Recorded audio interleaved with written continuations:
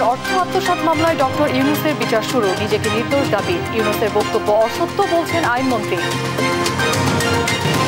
দেশের রাজনীতি ও অর্থনীতি ধ্বংস করেছে সরকার, অভিযোগ মির্জা ফখরুলের। সব দল নিয়ে কঠোর আন্দোলনের হুঁশিয়ারি। ঈদের প্রধান জামাত 7টায় প্রস্তুত হচ্ছে জাতীয় ঈদগাহ। 24 ঘন্টার মধ্যে কোরবানি পশুর বর্জ্য অপসারণের ঘোষণা মেয়রের। রাজধানীতে ব্যাঙের ছাতার মতো ভুয়া এজেন্সি, দালালের খপ্পরে পড়ে সর্বস্ব হারাচ্ছেন বিদেশ যেতে ইচ্ছুক কর্মীরা, প্রতিকার দাবি। এবং চট্টগ্রামের সিটি গেট এলাকায় আগুনে পুড়ল ঝুটের গুদাম, 2 ঘন্টার চেষ্টায় নিয়ন্ত্রণে, ক্ষয়ক্ষতির পরিমাণ এখনও অজানা।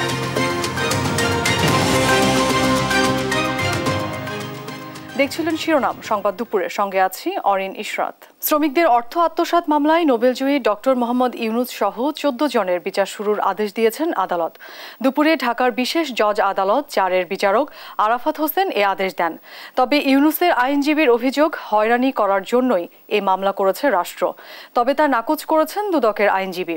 আর নিজেকে নির্দোষ দাবি করেন ডক্টর ইউনূস। মাজহারুল ইসলামের রিপোর্ট, জানাচ্ছেন মাহমুদ হাসান। গ্রামীণ টেলিকমের শ্রমিক কর্মচারীদের কল্যাণ তহবিলের 25 কোটি 22 লাখ টাকা আত্মসাতের অভিযোগে দুদকের করা মামলায় নোবেলজয়ী ডক্টর মোহাম্মদ ইউনূস সহ 14 জনের বিরুদ্ধে আনুষ্ঠানিকভাবে বিচার শুরুর আদেশ দিয়েছেন আদালত। বুধবার ঢাকার বিশেষ জজ আদালত 4-এর বিচারক সৈয়দ আরাফাত হোসেন অভিযোগ গঠনের মাধ্যমে এই আদেশ দেন। আগামী 15 জুলাই এ মামলার সাক্ষ্য গ্রহণের দিন ধার্য করেন আদালত। রাষ্ট্রপক্ষের আইনজীবী জানান, প্রাথমিকভাবে অভিযোগ প্রমাণিত হওয়ায় বিচার কার্যক্রম শুরু হলো। আজকে মাননীয় আদালত আদেশ গঠন করেছেন এবং তাদের যে আবেদন ছিল সে আবেদন নামঞ্জুর করেছেন এবং নামঞ্জুর করার জন্য তিনি গ্রাউন্ড যা আছে সেটা তিনি বিস্তারিত আদেশের মধ্যে বলেছেন। মামলার যে বিষয়বস্তু আছে সেটা সাক্ষ্য প্রমাণের ব্যাপার, সুতরাং সেই কারণে তার বিরুদ্ধে চার্জ আজকে গঠিত হয়েছে। প্রথমে 11 সাবজেক্ট দেওয়া হয়েছিল, পরবর্তীতে তারা আবেদন করেছেন, সেই আবেদনের পরিপ্রেক্ষিতে আবার 4 দিন বাড়িয়ে 15 পরবর্তী তারিখ ধার্য করা হয়েছে। তবে নিজেকে নির্দোষ দাবি করে ডক্টর ইউনূস বলেন, শ্রমিকের অর্থ আত্মসাতের প্রশ্নই আসে না, তাকে হয়রানির জন্যই এই মামলা। নিজেকে নির্দোষ দাবি করেন এ নোবেলজয়ী। আমরা সারা জীবন তো মানুষের সেবাতেই কাটিয়েছি, এই অর্থ আত্মসাৎ করার জন্য তো আমরা আসি, নিজেদের অর্থ ব্যয় করে আমরা এসেছি। আর ডক্টর ইউনূসের আইনজীবী জানান, নিম্ন আদালতে ন্যায় বিচার না পাওয়ায় উচ্চ আদালতে যাবেন তারা। আমরা হাইকোর্টে যাব, কারণ এই ওনাদের বিরুদ্ধে অভিযোগ সঠিকভাবে গ্রহণ করা হয় নাই এবং এই এফআইআর এবং চার্জশিট যদি আদালত সত্য বলেও মনে করে, এই চার্জশিট এবং এফআইআর কোন তার এই ধারাগুলি ডক্টর ইউনূস এবং সহ 14 জনকে কোনোভাবেই লায়াবল করে না, তাদেরকে দোষী সাব্যস্ত করে না। বিচারিক কার্যক্রম শুরু হলেও জামিনে থাকবেন ডক্টর ইউনূস সহ আসামিদের সবাই। গেল বছরের 30 মে দুদকের উপপরিচালক গুলশান আনোয়ার বাদী হয়ে এ মামলা দায়ের করেন। মাহমুদ হাসান, দেশ টিভি, ঢাকা। ডক্টর মোহাম্মদ ইউনূসের বিচার প্রক্রিয়া বিষয়ে বিস্তারিত জানতে চেয়েছে ইউরোপীয় ইউনিয়ন। সকালে সচিবালয়ে আইনমন্ত্রী আনিসুল হকের সঙ্গে বৈঠকে এ বিষয়ে জানতে চান তারা। পরে আইনমন্ত্রী জানান, দেশের অন্য নাগরিকদের মতোই ডক্টর ইউনূসের বিচার হচ্ছে। অভিযোগ করেন, ইউনূস যে কথা প্রচার করছেন তা মিথ্যা, দেশের মানুষের জন্য অপমানজনক। মন্ত্রী জানান, ডক্টর ইউনূসের বিরুদ্ধে শ্রম অধিকার লঙ্ঘনের অভিযোগ করেছিলেন 108 জন শ্রমিক। তার বিরুদ্ধে প্রচলিত আইনে দুর্নীতি ও কর ফাঁকির মামলা চলছে। আনিসুল হক আরও জানান, ইউরোপীয় ইউনিয়নের সাথে শ্রম আইন, নির্বাচন কমিশন আইন, সাইবার নিরাপত্তা আইন, আর্টিফিশিয়াল ইন্টেলিজেন্স আইন ও রোহিঙ্গা সহ বিভিন্ন বিষয়ে আলোচনা হয়েছে। আমাদের দেশ থেকে অনেক প্রশ্ন আসছে ওনাদের কাছে, সেই সব জবাব এর জন্য ওনারা একটু ব্যাপারটা নিয়ে পরিষ্কার হতে চাচ্ছে। ডক্টর ইউনূসের ব্যাপারে যে প্রথম মামলা আছে সেটা আমি বলেছি, সেটা হচ্ছে আপনার শ্রমিকদের অধিকার তিনি লঙ্ঘন করেছিলেন এবং সেখানে মামলা হয়েছে, তাকে সাজা দেওয়া হয়েছে। ডক্টর ইউনূস যেই সব কথা বলে বেড়াচ্ছেন সেই সব কথা অসত্য এবং সেই সব কথা বাংলাদেশের জনগণের জন্য অপমানজনক। রাজনৈতিক কাঠামো লেবাস পরিয়ে একদলীয় ফ্যাসিবাদ প্রতিষ্ঠা করে গণতন্ত্র ধ্বংস করেছে সরকার বলে মন্তব্য করেছেন বিএনপি মহাসচিব মির্জা ফখরুল ইসলাম আলমগীর। বুধবার ডিআরইউ মিলনায়তনে ওয়ার্কার্স পার্টির 20তম প্রতিষ্ঠাবার্ষিকী উপলক্ষে মতবিনিময় সভায় অংশ নিয়ে তিনি এ মন্তব্য করেন। বলেন, রাজনৈতিক অর্থনৈতিক উভয় কাঠামো ধ্বংস করেছে আওয়ামী লীগ সরকার। বর্তমান সরকারের পতন ঘটিয়ে গণতন্ত্র ফিরিয়ে আনতে আন্দোলনে তরুণদের এগিয়ে আসার আহ্বানও জানান বিএনপি মহাসচিব।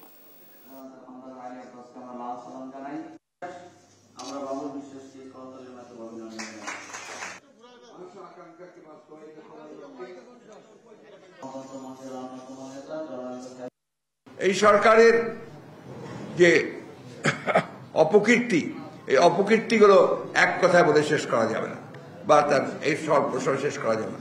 আমি সংক্ষেপে শুধু বলতে চাই যে প্রথম যে সর্বনাশটা সে করেছে সে হচ্ছে বাংলাদেশের রাজনৈতিক যে কাঠামো তাকে সে ধ্বংস করে দিয়েছে।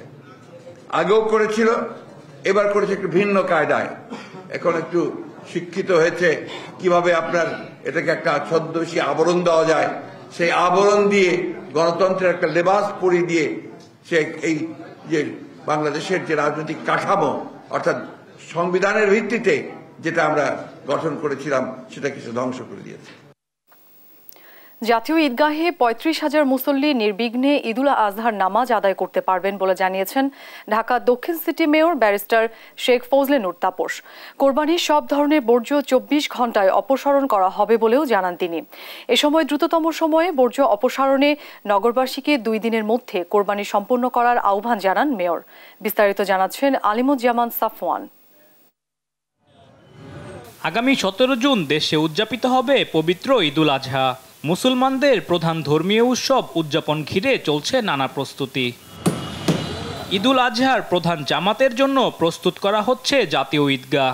বুধবার সকালে জাতীয় ঈদগাহ পরিদর্শন করেন ঢাকা দক্ষিণ সিটির মেয়র শেখ ফজলে নূর তাপস।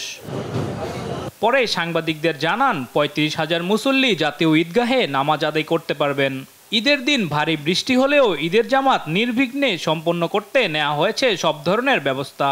বিপুল বৃষ্টি হতে সম্ভাবনা রয়েছে, তারপরও আমরা গতবারের ন্যায় যে প্রস্তুতি আমরা সম্পন্ন করছি তাতে আমরা আশা করছি ৩৫,০০০ মুসল্লি এখানে স্বাচ্ছন্দ্যে এই ঈদের জামাতে অংশগ্রহণ করতে পারবেন এবং কোনো রকম কোনো জলাবদ্ধতা বা পানির বিড়ম্বনায় পড়তে ইনশাআল্লাহ তাদের হবে না।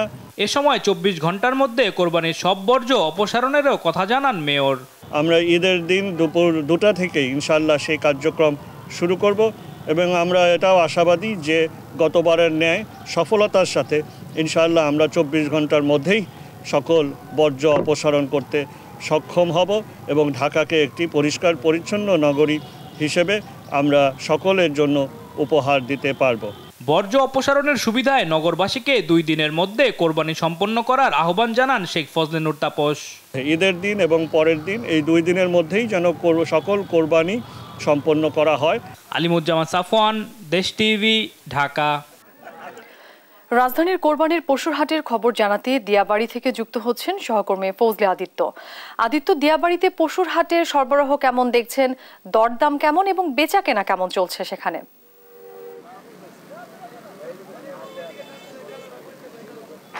জি, যেমনটি বলছিলেন যে রাজধানীর দিয়াবাড়ি হাটের পশু হাটের দরদাম কেমন, দরদামটা বেশ এখন পর্যন্ত আমরা দেখতে পেরেছি যে এখানকার যে ব্যবসায়ীরা রয়েছেন সকাল থেকে আমরা তাদের সাথে কথা বলেছি, তারা আমাদেরকে জানিয়েছেন যে মূলত দাম কিন্তু গতবারের তুলনায় কিন্তু কিছুটা বেশি। সে বেশি হওয়ার কারণেও কিন্তু তারা আমাদেরকে জানিয়েছেন যে মূলত গরুর যে গোখাদ্য রয়েছে সেই গোখাদ্য দাম বৃদ্ধির কারণেই মূলত এই দাম বৃদ্ধির প্রসঙ্গটা এসেছে। তবে আমরা এখানে দেখেছি যে এই হাট কেন্দ্রিক পর্যাপ্ত পরিমাণ নিরাপত্তার ব্যবস্থা এবং রয়েছে। এর পাশাপাশি কিছু অভিযোগও উঠেছে, ব্যবসায়ী যারা গরু ব্যাপারী রয়েছেন এবং অন্যান্য যে ব্যাপারী রয়েছে তাদের কিছু অভিযোগও রয়েছে। আমরা এখানে দেখতে পেয়েছি যে এখানকার এইটি যে এই দিয়াবাড়িটি যে তুরাগ থানার অধীনে, সেই অধীনস্থ একজন আইন শৃঙ্খলা বাহিনীর কর্মকর্তার সাথে আমরা যুক্ত হচ্ছে। এখানকার ওনার সাথেও যুক্ত হয়ে জানতে পারবো যে এখানকার যে ব্যবস্থাপনা রয়েছে সেই ব্যবস্থাপনা কতটুকু তারা নিরাপত্তা রেখেছে এবং সেই বিষয়ে আমরা সরাসরি একজন ঊর্ধ্বতন কর্মকর্তার সাথে যুক্ত হচ্ছে।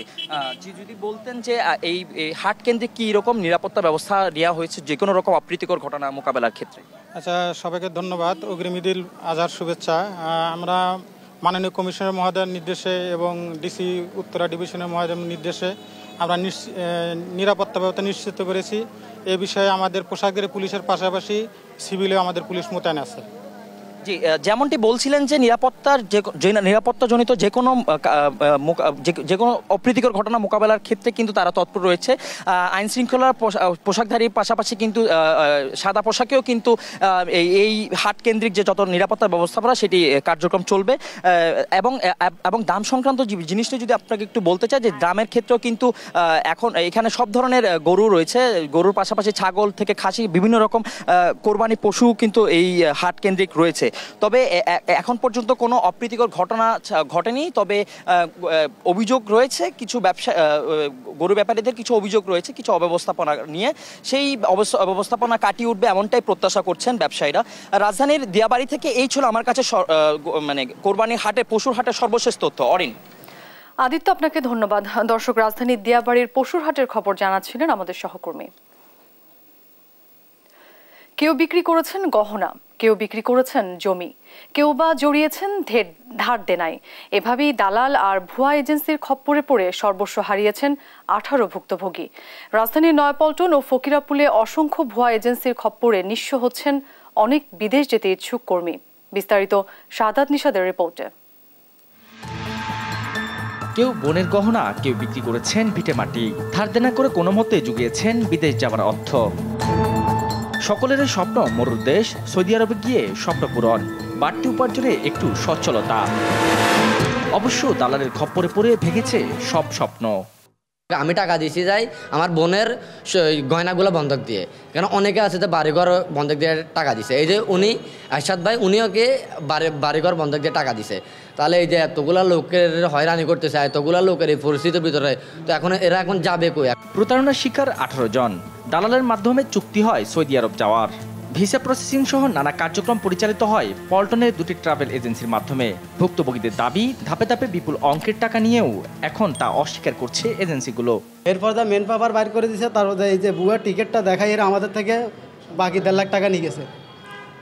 এই যে ভুয়া টিকিটটা দেখাই এরা বাকি 1.5 লাখ টাকা আমাদের থেকে নিয়ে গেছে। অনিশ্চিত বিদেশ যাত্রা, অন্যদিকে পাওনাদারের চাপ, সর্বস্ব হারিয়ে পথে বসার উপক্রম ভাগ্য বিড়ম্বিত মানুষগুলোর। যার যার ভিটামাটি বন্ধক যার যেটা সম্ভব হয়েছে সবগুলা বন্ধক রেখে আমরা ঢাকাতে আসছি আজকে প্রায় 9 দিন। এখন ওনারা আসার পর ওনারা বলতেছে আমাদের টাকা পরিশোধ হয়নি। তো বললাম যে আমাদের সব টাকা পরিশোধ করা হয়েছে। কারণ আপনাদের কোনো টাকা পরিশোধ করা হয়নি, আপনারা কারা, আপনাদেরকে আমরা চিনি না। প্রতারণাকারী এজেন্সি নয়াপল্টনের উত্তরবঙ্গ ওভারসিসে দেশ টিভি ক্যামেরা। এই এজেন্সিকে টাকা দিয়েছেন অন্তত 10 জন। উত্তরবঙ্গ ওভারসিসের নেই কোনো বৈধ কাগজপত্র। অন্য রিক্রুটিং এজেন্সির লাইসেন্স দিয়ে বিদেশে লোক পাঠায় প্রতিষ্ঠানটি। না ভাই, আমার রিক্রুটিং এর লাইসেন্স নাই, আমার লাইসেন্সটা এখনো পাই নাই, আমার হলো প্রস্তাবিত আছে। পুরানা পল্টনের ওজিফা এয়ার ইন্টারন্যাশনালের চিত্র একই। আমার যেটা রানিং যেটা এটা তো মেয়াদ শেষ হয়ে গেছে, ইয়ে করতে হবে। আমি যেটা আপনাকে লাইসেন্স আছে আপনি দেখতে পারেন, কোনো সমস্যা নেই, ডকুমেন্টস আছে। কিন্তু ওনাদের যে বিষয়গুলো আমি যেটা আগে আবার বলতেছি, ওনারা যদি আমার কাছে হিসাবেও যদি কোনো টাকা দিয়ে থাকে আমাকে দেখ বা অ্যাকাউন্টে দেখ, তাহলে আমি ড্রাইভার আমি নিব। এবং যদি ওনারা যদি ক্ষতিগ্রস্ত, আমি নিজে কিন্তু ক্ষতিগ্রস্ত, আপনাদের বলছি। নিজেদের কাগজপত্র না থাকলেও অন্য 5 প্রতিষ্ঠানের মাধ্যমে বিদেশ গমনের ছাড়পত্র নেয় এজেন্সিগুলো। বাইরের নেতারা বলছেন প্রতারকদের বিরুদ্ধে ব্যবস্থা নিতে হবে সরকারকে। এটার জন্য তো অলরেডি ব্যবস্থা নেওয়া আছে। তো এই ধরনের প্রতারণা যারা করে থাকে তারা তো প্রতারণা যে করে সে তো প্রতারক, তার বিরুদ্ধে তো কঠিন ব্যবস্থা আছে, লাইসেন্স ক্যান্সেল অন্যান্য ব্যবস্থা নিশ্চিত করে থাকে। আমার যে বিষয়ে যে ব্যাপারে যদি কেউ রিপোর্ট করে তাহলে সেই প্রয়োজনীয় পদক্ষেপ নেওয়া হবে। ভুক্তভোগীরা চান দ্রুত তাদের বিদেশ পাঠানোর ব্যবস্থা হোক কিংবা অর্থ ফেরত দেওয়া হোক। শাহাদাত নিশাদ, দেশ টিভি, ঢাকা। সংবাদ দুপুরে আরও থাকছে। হামাসের যুদ্ধবিরতির প্রস্তাব গ্রহণ আশাব্যঞ্জক বলছে যুক্তরাষ্ট্র। ইসরায়েলকেও মেনে নেওয়ার আহ্বান মিশর ও কাতারের। চট্টগ্রাম নগরের উত্তর কাট্টলিতে একটি ঝুটের গুদামে আগুনে পুড়ে গেছে বিপুল পরিমাণ ঝুট পণ্য। সকালে নগরের সিটিগেট এলাকায় এই অগ্নিকাণ্ড ঘটে। ফায়ার সার্ভিস জানায়, সকাল 10:30টায় হঠাৎই সিটিগেটের একটি গার্মেন্টসের পাশের ঝুটের গুদামে আগুন লাগে। মুহূর্তেই লেলিয়ান শিখা আগুনের গোডাউনে ছড়িয়ে পড়ে। খবর পেয়ে ফায়ার সার্ভিসের 6টি ইউনিট ঘটনাস্থলে পৌঁছে 2 ঘন্টার চেষ্টায় আগুন নিয়ন্ত্রণে আনে। তার আগেই পুড়ে যায় বিপুল পরিমাণ ঝুট পণ্য। তবে আগুনের সূত্রপাত সম্পর্কে কিছুই জানা যায়নি। ক্ষয়ক্ষতি নিরূপণে কাজ করছে স্থানীয় প্রশাসন।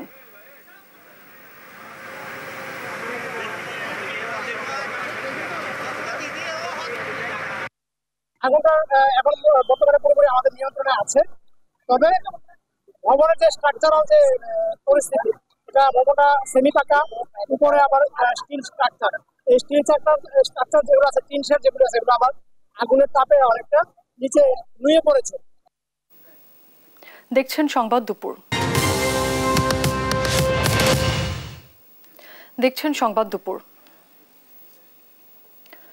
কোরবানির পশু বেচা কেনার খবর জানাতে এই মুহূর্তে লালমনিরহাট থেকে যুক্ত হচ্ছেন সহকর্মী জামাল বাদশাহ ও চুয়াডাঙ্গা থেকে যুক্ত হচ্ছেন খায়রুজ্জামান সেতু। প্রথমে যাচ্ছি লালমনিরহাটে। জামাল, হাটে পশু বেচা কেনা কেমন দেখছেন এবং দরদাম কেমন?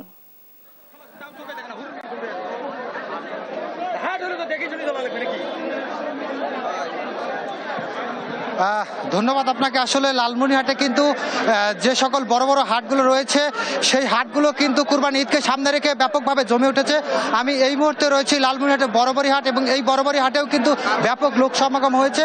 ক্রেতা এবং বিক্রেতাদের ভিড় কিন্তু তুলনামূলকভাবে গত সপ্তাহের তুলনায় এই সপ্তাহে বেড়েছে। এবং এই হাটে কিন্তু শুধুমাত্র লালমনিরহাট নয়, আশেপাশের জেলা যে কুড়িগ্রাম, রংপুর রয়েছে, সেখানকার খামারেও তাদের কোরবানির যে উপলক্ষে যে পশুগুলো প্রস্তুত করা হয়েছিল, সেই পশুগুলো কিন্তু বিক্রি করতে এসেছে। এবং এই হাটে কিন্তু শুধুমাত্র পছন্দের যে ক্রেতারা গরু ক্রয় করতে এসেছেন আশেপাশের জেলা থেকে, সেটি কিন্তু নয়, রাজধানী সহ দেশের বিভিন্ন জেলা থেকে কিন্তু কোরবানির পশু ক্রয় করতে ব্যবসায়ীরা এসেছেন। এবং এই হাট ঘুরে আমরা দেখেছি আসলে এতটাই লোকের সমাগম হয়েছে যে আসলে তিল ধারণের ঠাঁই নেই যে কথাটি রয়েছে, সেটি কিন্তু বাস্তব যে পরিবেশ সেটি কিন্তু দেখা যাচ্ছে। এবং এই বাজারে আমরা কিছুক্ষণ আগে এসে দেখেছি, বাজারে কিন্তু ছোট থেকে মাঝারি এবং বড় ধরনের সকল সাইজের গরু কিন্তু বাজারে উঠেছে। এবং মাঝারি সাইজের যে গরুটি রয়েছে, সেই গরুগুলোর কিন্তু চাহিদা তুলনামূলকভাবে বেশি। তবে দাম নিয়ে দ্বিমত রয়েছে। ক্রেতারা বলছেন দাম খামারিরা বেশি যাচ্ছেন, এবং খামারিরা বলছেন যে তাদের যে এত পরিশ্রমের ফল কোরবানির সামনে রেখে যে গরুগুলি প্রস্তুত করা হয়েছে, সেই গরুগুলোর দাম কিন্তু বিক্রেতারা আবার কম বলছেন। তবে এই দ্বিধাদ্বন্দ্ব থাকলেও, দাম নিয়ে দ্বিধাদ্বন্দ্ব থাকলেও কিন্তু গরু যে বিক্রি হচ্ছে সেটি কিন্তু আমরা ব্যাপকভাবে লক্ষ্য করছি। এবং বাজার থেকে শুধুমাত্র বড়বাড়ি নয়, যে লালমনিরহাট জেলার যে আশপাশের যে বাজারগুলো রয়েছে, অর্থাৎ এই জেলার বড় বাজার, চাপারহাট, বড়খতা, কাকিনা এবং বড়বাড়ি সহ যে কয়েকটি হাট রয়েছে, সেই কয়েকটি হাট কিন্তু কুরবানি ঈদকে সামনে রেখে ব্যাপকভাবে জমে উঠেছে। আসলে এই হাটে নিরাপত্তা দেওয়ার জন্য পুলিশ প্রশাসনের পক্ষ থেকে নিরাপত্তা কর্মী রয়েছে, এবং গরু যে অসুস্থ গরু যাতে কেউ বিক্রি করতে না পারে সেই জন্য স্বাস্থ্য প্রাণী সম্পদ অধিদপ্তরের যে লোকজন রয়েছে তারা রয়েছেন। এবং বাহির থেকে যে ক্রেতাগুলো আসছেন তারা যাতে সুন্দরভাবে দেখে পছন্দ মতো গরু কিনতে পারে, সেই জন্য হাট কর্তৃপক্ষরা ব্যবস্থা নিয়েছেন। জাল টাকা শনাক্তকরণের জন্য মেশিন স্থাপন করা হয়েছে। তবে যে তীব্র গরম ব্যবস্থাপনায় যে কাদাযুক্ত মাঠ, এটি কিন্তু খামারি এবং ক্রেতাদের উভয়কেই কিছুটা সংকটে ফেলছে। আসলে সব মিলিয়ে কুরবানির হাট কিন্তু শেষ মুহূর্তে জমে উঠেছে। এই বিষয়ে আরো খবর জানতে আমরা চুয়াডাঙ্গার আরেক সহকর্মী যাব, সেখানে অপেক্ষা করছেন সেতু। সেখানকার কি অবস্থা? লালমনিরহাটে কিন্তু কুরবানির হাট ব্যাপকভাবে জমে উঠেছে।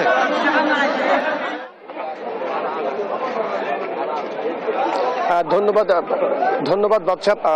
চুয়াডাঙ্গাতে কিন্তু এই ঈদের একটু কিছুদিন আগে আর কি বলা যেতে পারে যে মানে কুরবানির কিছুদিন আগে থেকে শেষ মুহূর্তে হলেও কিন্তু চুয়াডাঙ্গার যে গরুর হাটগুলো আছে সেই হাটগুলো কিন্তু জমে উঠেছে আর কি। তো আমি একটু জানিয়ে রাখি যে আমি এখন দাঁড়িয়ে আছি এই চুয়াডাঙ্গা জেলার আলমডাঙ্গা উপজেলার আলমডাঙ্গা পশু হাটে। এই আলমডাঙ্গা উপজেলায় কিন্তু দেশের বিভিন্ন জেলাতে যে গরুগুলা যায়, সেগুলো অধিকাংশ যে গরুগুলা যায় সেগুলাই কিন্তু সবচেয়ে বড় এবং দামি হচ্ছে গরু বাজারের হচ্ছে হাটগুলোতে মাতিয়ে রাখে। আমি আর একটু জানিয়ে রাখি, সেটা হচ্ছে কিন্তু চুয়াডাঙ্গার যে গরু হাটগুলো আছে এই হাটগুলোতে কিন্তু চুয়াডাঙ্গা জেলা প্রশাসন এবং পুলিশ প্রশাসন কিন্তু কড়া নিরাপত্তার মাধ্যমে এবং যাতে ক্রেতা বিক্রেতা যাতে সুষ্ঠু এবং মানে নির্বিঘ্নে কেনা বেচা করতে পারে সেই ব্যবস্থা করেছে। তবে এর ভিতরে আমি একটু জানিয়ে রাখি, আমি কিন্তু এখানে যারা গরুর ব্যাপারে আছে কিংবা যারা গরু বিক্রি করতে এসছে তাদের সাথে আমি কথা বলেছি। ওনারা আমাকে জানিয়েছে যে জেলা প্রশাসনের পক্ষ থেকে 600 টাকা গরুর হাসিল, অর্থাৎ আমাদের আঞ্চলিক ভাষায় যেটাকে বলে খাজনা, সেই খাজনা নির্ধারণ করে দিলেও কিন্তু মানে আলমডাঙ্গা পশু হাটে যেটা আমি জানতে পারলাম সেটা হচ্ছে কিন্তু 800 থেকে 820 টাকা পর্যন্ত কিন্তু তারা খাজনা আদায় করছে। এই ছাড়া আমি কিন্তু তেমন কোনো উল্লেখযোগ্য অপ্রীতিকর ঘটনা হচ্ছে দেখিনি। তবে পুলিশ প্রশাসন কিন্তু খুব কড়া নিরাপত্তা দিয়ে রাখছে।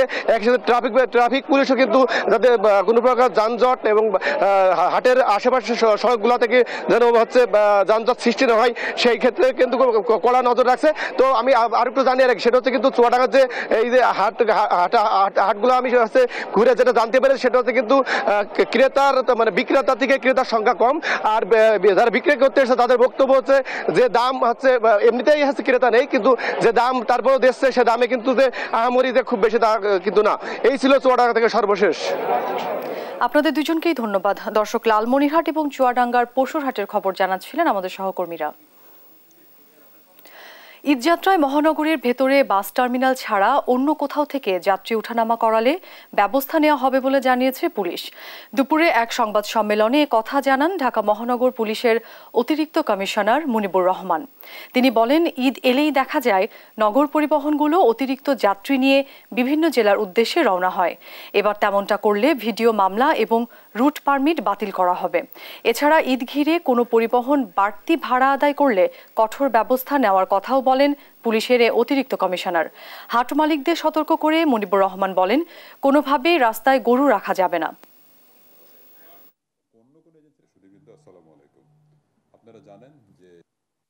যদি কোনো লোকাল সার্ভিস যদি কোনো ইন্টার ডিস্ট্রিক্টের ট্রিপ নিতে চায় বা যদি কোনো যাত্রী অযাচিতভাবে নিতে যায়, এটা তাদের জন্য একটা রিস্ক, তাদের জন্য একটা ঝুঁকি তৈরি করবে। সেক্ষেত্রে আমরা হয়তো অনেক সময় তাদেরকে যদি নিবৃত্ত করতে নাও পারি, আমরা কিন্তু ভিডিও ক্যামেরা দিয়ে তাদের রেকর্ড করে রাখবো। পরবর্তীতে কিন্তু তাদের দরকার রুট পারমিট, ফিটনেস, এইসব ডকুমেন্টারি যে জিনিসগুলো আছে সেগুলো নিয়ে আমরা কাজ করবো। পরবর্তীতে তাদের বিরুদ্ধে কঠোর ব্যবস্থা নেওয়া হবে।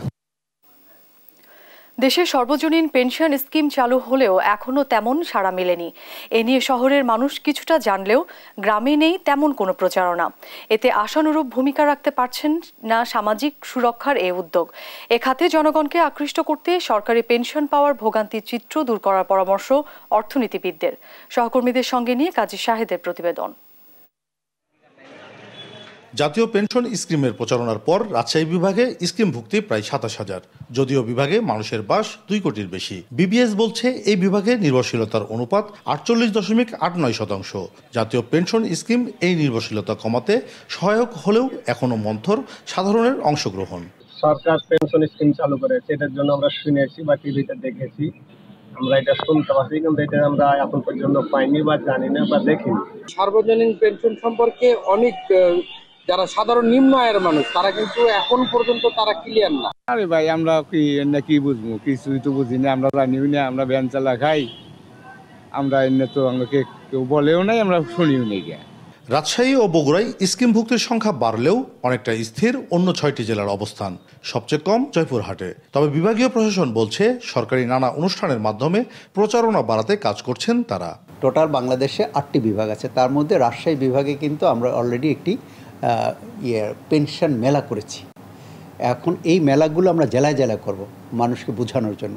এই টাকাটা কিন্তু জমা দিচ্ছে একটা মানি আমাদের যেটা শিডিউল ব্যাংকে, সরকারি ব্যাংকে। আপনি তো ব্যাংকে অ্যাকাউন্ট করলেন, এইটা সিম্পল অ্যাকাউন্ট খোলা, এবং আপনি যদি এই টাকাটা জমা দেওয়ার পরও আপনার কোনো নিট লস নাই। আপনি যদি ওই পেনশনে বলেন 60 বছর পূর্ণ হলে আপনি পেনশন পাওয়া শুরু করবেন, সেই পেনশন কিন্তু মরে গেলে আপনার নমিনি কিন্তু পুরো টাকা ফেরত পায় লাভ সহকারে। তবে অর্থনীতিবিদরা মনে করছেন জনসাধারণকে পেনশন স্কিমে আনতে হলে এই প্রক্রিয়াকে আরও সহজ করতে হবে, ভরসা বাড়াতে হবে সাধারণ মানুষের। তারা কিছু টাকা জমাবে, সরকার কিছু টাকা দিবে। এখন এই মানুষগুলো যখন 60 বা তার বেশি বয়সে উপনীত হবে, তখন তো তাদের কাজ করার ক্ষমতা কমে যাবে। অনেকে আছে কর্মক্ষম হয়ে যায়, অনেকে আছে অসুস্থতার কারণে চলাফেরাই করতে পারে না। তো সেখানে যে সুবিধাটা হবে যে তারা পেনশন থেকে প্রতি মাসে মাসে কিছু টাকা পাবে, সেই টাকা দিয়ে তাদের সংসারটা চালিয়ে যেতে পারবে। একটা ঘোলা পানির মধ্যে যতই ভালো মাছের টোপ দেন না কেন, মাছ কিন্তু ওই টোপ খাবে না আর কি। তো এই জন্য উদ্যোগটা ভালো, কিন্তু আমাদের সার্বিকভাবে যে আমাদের পরিবেশ, সেই আস্থার সংকট, সেটি না ফেরাতে পারলে মানুষ কিন্তু এই মুখী হচ্ছেন। সর্বজনীন পেনশন স্কিম 2008 সালে সরকারের দেয়া নির্বাচনী ইস্তেহারের ঘোষণা। এর বাস্তবায়নের মধ্য দিয়ে 2041 সালে অতিদরিদ্র মানুষের সংখ্যা 3% আনা হবে জানাচ্ছে বিভাগীয় প্রশাসন। কাজী শাহেদ, দেশ টিভি, রাজশাহী। সংবাদ দুপুরে আরো থাকছে। বিশ্বকাপে সুপার 8-এ যাওয়ার লড়াইয়ে আজ ভারতের মুখোমুখি হবে যুক্তরাষ্ট্র। ম্যাচ শুরু রাত 8:30টায়।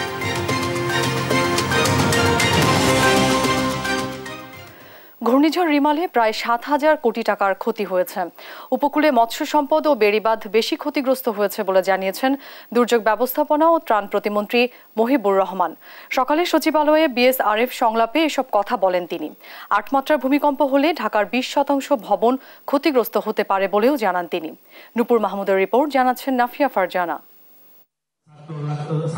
বুধবার সকালে সচিবালয় গণমাধ্যম কেন্দ্রে দুর্যোগ মোকাবিলা সরকারের প্রস্তুতি বিষয়ে সংলাপ আয়োজন করে Bangladesh secretariat reporters forum BSRF.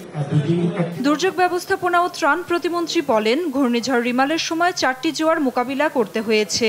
জলাবদ্ধতা ও পাহাড় ধসের ক্ষতি ঠেকাতেও উদ্যোগ নেওয়া হয়েছিল। দুর্যোগ মোকাবেলায় নাগরিক সচেতনতার বিকল্প নেই উল্লেখ করে তিনি বলেন, ঢাকা শহরে 8 মাত্রার ভূমিকম্পের সম্ভাবনা আছে। এতে 20% ভবন ধসে পড়তে পারে। দুর্যোগ মোকাবিলার মহড়া স্কুল পর্যায় থেকে শুরু করা দরকার। প্রযুক্তি সংগ্রহের পাশাপাশি প্রশিক্ষিত স্বেচ্ছাসেবকও গড়ে তুলতে হবে। ভৌগোলিক কারণে বাংলাদেশ একটি দুর্যোগপূর্ণ এলাকা, যার জন্য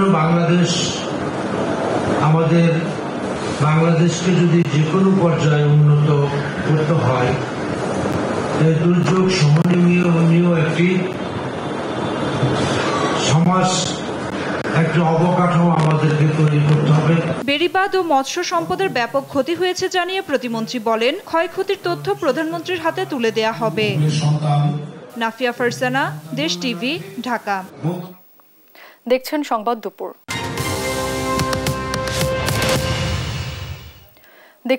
দুপুর। এবার আন্তর্জাতিক প্রসঙ্গ। যুদ্ধবিরতির প্রস্তাবে রাজি হামাস, একে আশাব্যঞ্জক বলছেন মার্কিন পররাষ্ট্রমন্ত্রী অ্যান্টনি ব্লিংকেন। মঙ্গলবার মধ্যপ্রাচ্য সফরের অংশ হিসেবে সাংবাদিকদের এ কথা বলেন তিনি। এরই মধ্যে এই প্রস্তাব ইসরায়েলকেও মেনে নেয়ার আহ্বান জানিয়েছে মিশর ও কাতার। যুদ্ধবিরতির আলোচনার মধ্যে রাফায় বিমান হামলা অব্যাহত রেখেছে দখলদার বাহিনী। এছাড়া পশ্চিম তীরেও চলছে আগ্রাসন।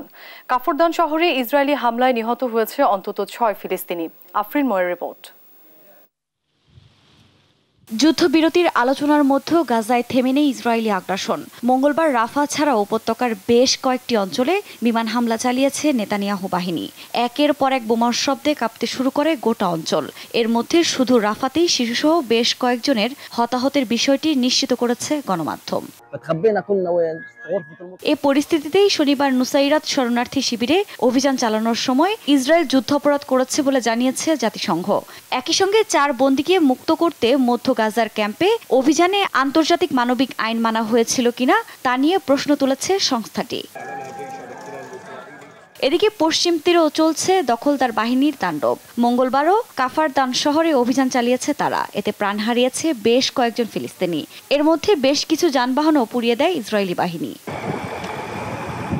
এদিকে হামাস যুদ্ধবিরতির প্রস্তাব মেনে নিয়েছে এবং এ প্রস্তাবের খুঁটিনাটি নিয়ে আলোচনা করতে প্রস্তুত বলে জানিয়েছে গোষ্ঠীটির এক কর্মকর্তা।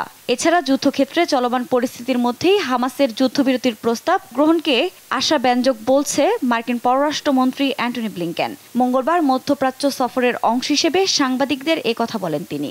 এ সময় ফিলিস্তিনের জন্য $400 মিলিয়ন মানবিক সহায়তা ঘোষণা করেছেন ব্লিংকেন। আমি এইমাত্র যুক্তরাষ্ট্রের জিম্মিদের পরিবারের সঙ্গে দেখা করেছি।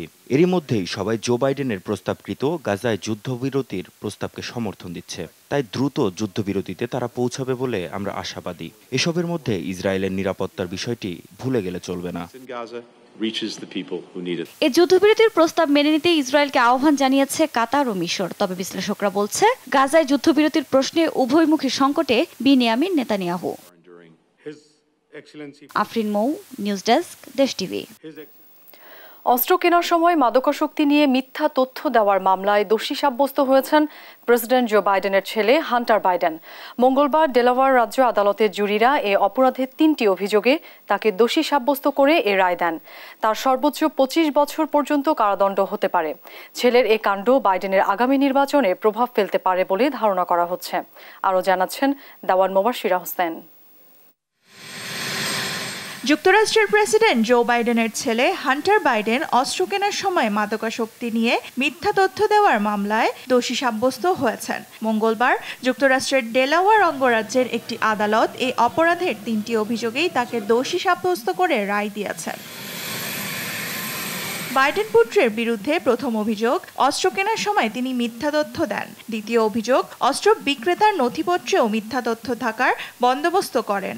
তৃতীয় অভিযোগ হলো হান্টার অবৈধভাবে অস্ত্র নিজের কাছে 11 দিন রেখেছিলেন। এতে সর্বোচ্চ 25 বছরের কারাদণ্ড হতে পারে বলে ধারণা করা হচ্ছে। তবে প্রথমবারের মতো এই অপরাধ করায় তাকে সর্বোচ্চ সাজা দেয়া হবে কিনা তা স্পষ্ট নয়। এ মামলায় বলা হয় 2018 সালে কোল্ট রিভলভার কিনেছিলেন হান্টার। সেই অস্ত্র কেনার সময় নিজের মাদকাসক্তি নিয়ে মিথ্যা তথ্য দিয়েছিলেন তিনি। যুক্তরাষ্ট্রের আইন অনুযায়ী দেশটির নাগরিকদের অস্ত্র কেনার অধিকার রয়েছে। তবে অস্ত্র কেনার সময় একজন ব্যক্তিকে আবেদনপত্রে অবশ্যই এটা উল্লেখ করতে হবে যে তিনি মাদকাসক্ত কিনা।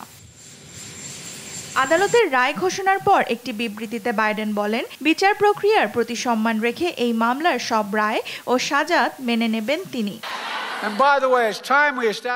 আমি প্রেসিডেন্ট, কিন্তু একই সঙ্গে আমি একজন পিতাও। জিল ও আমি আমাদের সন্তানকে ভালোবাসি। হান্টার এখন যেমন মানুষ হয়ে উঠেছেন সেজন্য আমি খুবই গর্বিত। আমি ও জিল সব সময় তার পাশে থাকব এবং আমাদের পরিবারের বাকি সবাইও ভালোবাসা ও সমর্থন নিয়ে তার পাশে থাকবে। কখনোই এর কোনো পরিবর্তন হবে না। হান্টার এমন সময় এই অপরাধ কর্মকাণ্ডে অভিযুক্ত হয়েছেন যখন তার বাবা আগামী নভেম্বরে রিপাবলিকান পার্টির প্রার্থী ডোনাল্ড ট্রাম্পের সাথে আবারও প্রেসিডেন্ট নির্বাচনে লড়তে চলেছেন। এটি নির্বাচনে কিছুটা হলেও প্রভাব ফেলতে পারে বলে মনে করছেন অনেকে। দাওয়ান মুবাশিরা হোসেন, নিউজ ডেস্ক, দেশ টিভি।